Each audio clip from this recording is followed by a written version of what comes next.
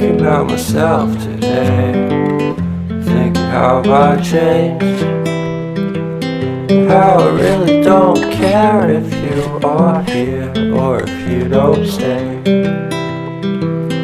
Now I'm feeling those winter blues, but I don't wanna cry. All we ever do is laugh it off, and I'm sick and I don't know why. Do you remember that night we met? I thought you looked so fine. I guess we have to agree to disagree for this one last time. Certains enfants font du mal à leurs parents, à leurs frères et sœurs, à leur famille. Et c'est dramatique pour eux parce que les personnes qui subissent, finalement, sauf pour une raison, s'adaptent, se retournent et continuent leur chemin. Par contre, pour les personnes qui ont eu fait du mal, c'est beaucoup plus grave parce qu'elles restent avec le mal qu'elles ont fait.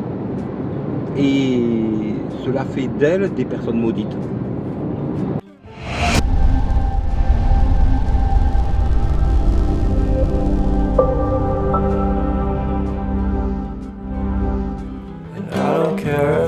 Much at all here in this small town, 'cause in the end we're all buried deep inside. J'aborde ici principalement le thème des enfants maudits. Il y avait les rois maudits, désormais il y a les enfants maudits. Pour cela, je reviendrai à un exemple qui m'a vraiment attristé. Il s'agit d'un ami que je connais depuis plus de 20 ans, que j'ai revu tout récemment et qui m'a expliqué qu'il avait été séparé de sa femme avec qui il était marié depuis plus de 20 ans, j'avais été à son mariage d'ailleurs, par sa belle-fille, c'est-à-dire par la fille de sa nouvelle femme avec qui donc il s'était marié à cette époque-là, et que cela était une épreuve absolument terrible. Parce que sa femme, dont il était désormais donc séparé depuis quelques mois, finalement avait fait une erreur énorme, en ce sens qu'elle s'était toujours appuyée sur lui. C'est un homme solide, sur qui on peut compter. Ce n'est pas ce qu'était l'ex-mari de sa femme, donc le père de ses beaux enfants, dirons-nous, qui par contre est une personne certes sympathique puisque je le connais aussi, mais c'est une personne à mon avis sur qui on ne peut pas autant compter en cas de difficulté, et c'est quand même ça qui compte dans la vie, surtout à partir d'un certain âge. Et donc sa femme s'est laissée convaincre par sa fille d'environ 35 ans qu'elle devait se séparer pour avoir un petit peu plus de liberté, avoir des avantages, dirons-nous, ne pas avoir surtout de contradictions, je pense, parce que la belle-fille a ses enfants, elle a besoin de garder ses propres enfants, et donc à un moment donné, forcément, eh bien, il faut savoir dire non. On n'est pas à la disposition des enfants ou des beaux enfants pour garder leurs enfants. Même si on veut bien le faire pour leur rendre service, à certains moments donnés, cela doit s'intégrer dans notre cadre de vie et dans notre vie. Il ne faut pas que cela soit une obligation. C'est donc ce qu'il m'a expliqué. À un moment donné, il a parfois été obligé d'être le méchant qui disait non, je ne peux pas garder tes enfants parce que nous avons autre chose de prévu. Et donc cette personne, qui a donc autour de 35 ans maintenant, mais que j'ai connu petite fille alors qu'elle avait une dizaine d'années, a poussé sa mère à se séparer de la personne avec qui elle avait une belle vie malgré tout, avec bien entendu des hauts, des bas, comme c'est le cas dans tout couple, personne n'étant parfait. Mais malgré tout, elle avait une belle vie avec une personne sur laquelle elle pouvait s'appuyer. Et ça, c'est quelque chose qui est extrêmement important, surtout à notre époque, je dirais, malgré tout pour une femme, encore plus pour une femme peut-être que pour un homme. Et une femme a quand même un petit peu plus besoin de protection, je dirais qu'un homme qui a plus de facilité à sortir entre potes, etc., et pouvoir compter sur les potes qu'une femme qui a certes des amis, mais c'est plus compliqué, je pense, la relation entre femmes que la relation entre hommes, qui est finalement relativement simple, en général. Et donc cette personne s'est laissée convaincre par sa fille de se séparer, ce qui fait que maintenant, depuis quelques mois, elle se retrouve être une femme d'un petit peu plus de 60 ans, seule, bien entendu à disposition de sa fille pour garder les enfants. C'est là où la fille y trouve a priori son compte maintenant, au premier abord. Mais elle-même a fait un très mauvais calcul, en plus du fait que ce n'est pas bien de calculer ces choses-là. C'est qu'elle-même a toujours pu compter sur son beau-père à chaque fois qu'elle a eu des difficultés. Elle-même a un frère qui a eu des grosses difficultés et qui a pu s'en sortir dans la vie véritablement grâce à ce même beau-père. Et ces enfants-là ont donc, principalement la fille, trahi ce beau-père en détruisant sa vie, ce qui est dramatique. Car là se trouve une véritable malédiction quand on agit ainsi. Et c'est irrattrapable. J'en parlais avec lui, si jamais il voit ma vidéo, évidemment il se reconnaîtra. C'est une malédiction pour la fille, bien entendu. Cela en fait un enfant maudit. Car tout enfant qui détruit le couple parental qu'il a élevé, qu'il a fait, est un enfant maudit. On retrouve cela dans une foule de mythologies, partant de mythologie grecque, latine, sumérienne, indienne. L'enfant qui ne protège pas les parents qui l'ont fait perd son âme. Heureusement, je ne me fais que le porte-parole de cette discipline que j'ai eu enseignée à un moment donné à la fac, qui est la mythologie. Toute mythologie exprime des schémas, des archétypes, et donc un fond de réalité. Et ce qui est dramatique dans ce genre de situation, c'est que l'homme qui a été trahi ne revient pas en arrière. Il laisse quelques mois, 1 mois, 2 mois, 3 mois à la femme pour éventuellement se raviser. Mais lorsque celle-ci laisse passer un tout petit peu trop de temps, arrive ensuite la phase de très grande colère face à cette trahison qui rend tout retour en arrière totalement impossible. Et malheureusement, pour la femme, lorsqu'elle se rend compte de l'erreur qu'elle a eue commise, eh bien, il est trop tard. Car l'homme a mis en place des schémas qui interdiront tout retour en arrière. Alors bien souvent, le schéma est très simple. Pour un homme, il s'agit d'avoir un bouclier. Le bouclier, c'est une autre femme, réelle ou pas d'ailleurs. Bien souvent, c'est plus une copine qui joue ce jeu-là qu'une véritable nouvelle conjointe. Car l'homme qui se sépare a bien souvent plutôt envie d'être tranquille, pour se retrouver, pour se recentrer, plutôt qu'entre guillemets se remettre avec quelqu'un ou se remettre quelqu'un sur le dos. En tout cas, pas immédiatement.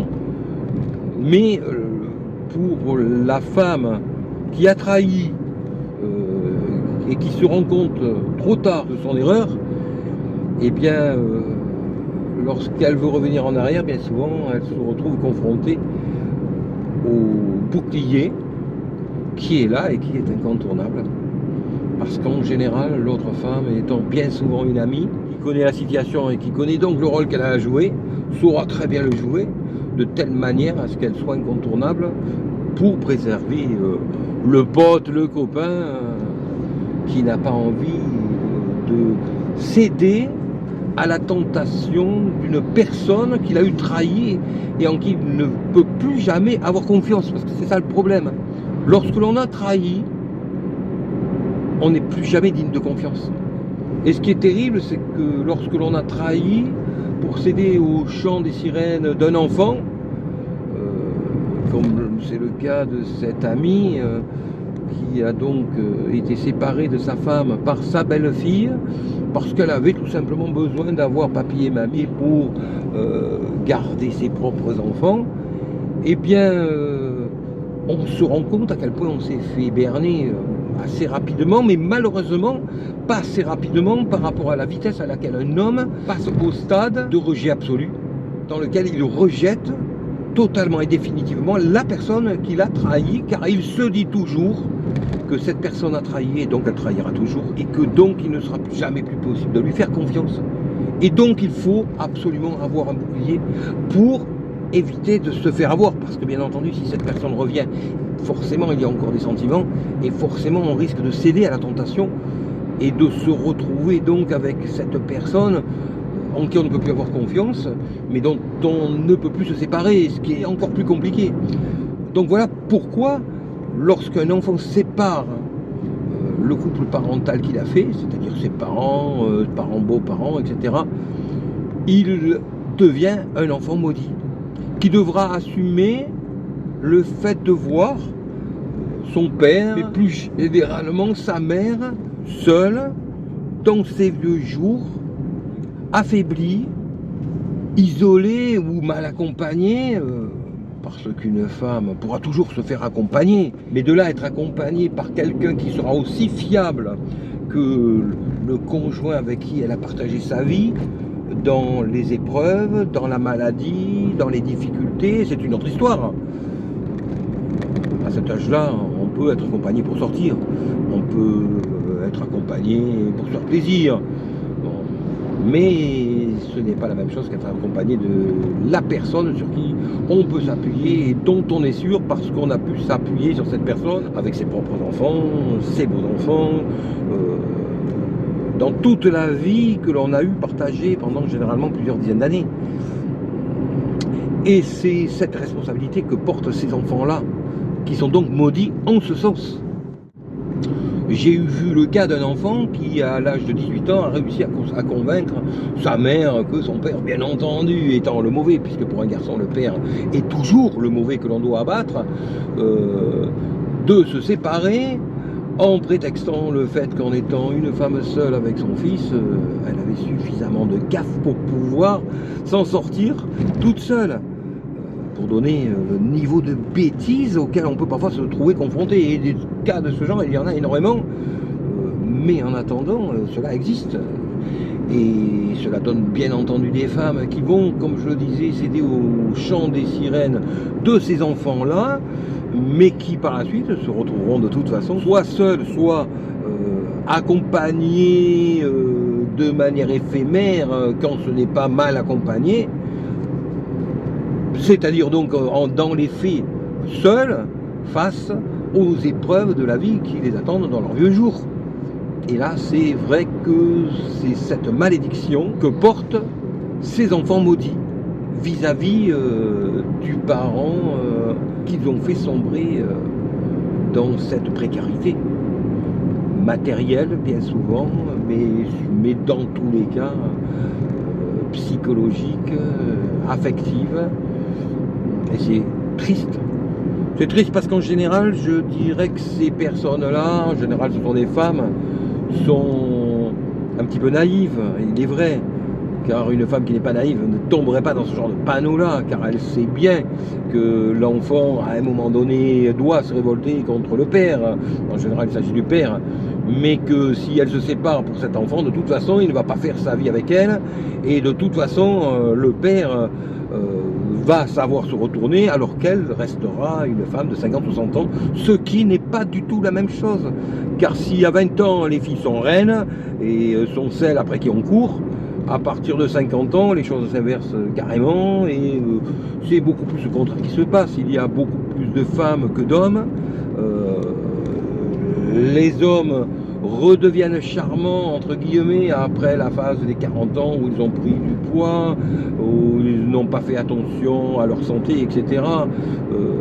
À partir d'un certain âge, à partir de 50-60 ans, l'homme a perdu son surpoids en général, s'il n'a pas eu un accident, bien entendu, à cause de ce surpoids.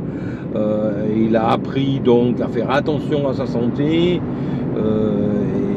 et il redevient la personne aux cheveux grisonnants qui va de nouveau avoir un certain attrait qui n'est pas la situation dans laquelle se retrouve la femme ménopausée. Il faut bien le voir. Les choses s'inversent entre le début de sa vie, où la femme est reine, et la fin de vie, où l'homme est roi. Donc lorsque, à cette époque où les choses se sont inversées. La femme, vivant bien souvent sur le souvenir de ce qu'elle avait été dans sa jeunesse, se laisse aller à s'imaginer qu'elle est en position de force et s'isole en s'éloignant de son mari, de la personne qui est bien souvent la seule personne sur qui elle peut réellement compter pour faire face à ses vieux jours. Et bien cette femme, bien souvent, plonge dans un enfer terrible dont elle prend conscience petit à petit. Et ce qui est terrible, c'est qu'au fur et à mesure qu'elle prend conscience de cet enfer dans lequel elle s'est plongée, eh bien les choses s'empirent toujours plus et elle doit toujours plus assumer cet enfer dans lequel elle s'est plongée, ou plutôt dans lequel elle s'est laissée plonger par bêtise, devrons-nous dire, quand même, pas naïveté, mais quand même un petit peu par bêtise quand même, parce qu'en réfléchissant un petit peu, normalement, on ne se fait pas avoir par ce genre de choses-là. Et l'enfant qui a cette responsabilité est un enfant, comme je disais, qui est un enfant maudit, qui en supportera le poids toute sa vie.